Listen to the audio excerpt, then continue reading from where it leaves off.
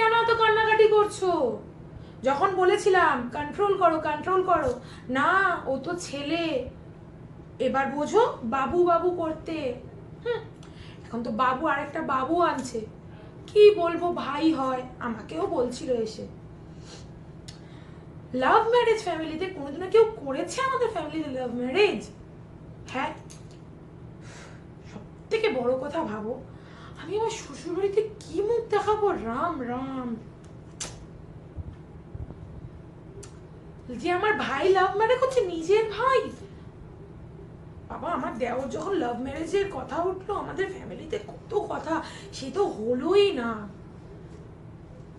আমার শাশুড়ির দেখা মেয়েকেই বিয়ে হয়েছে ওই বাড়িতে, কোনো লাভ ম্যারেজ হয়নি। আরে এখন আমি কি বলবো, আমার নিজের ভাই লাভ ম্যারেজ করছে? তোমরাও কিভাবে মেনে নিলে? আরে ওই শাকচুন্নিটাই ভাইয়ের মাথা খেয়েছে।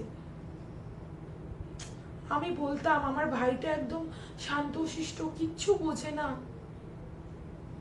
হ্যাঁ, ওই ডাইনিটাই। আরে এখনকার মেয়েগুলোকে জানো না, সব ছেলেদের হাতের মুঠোয় রাখে।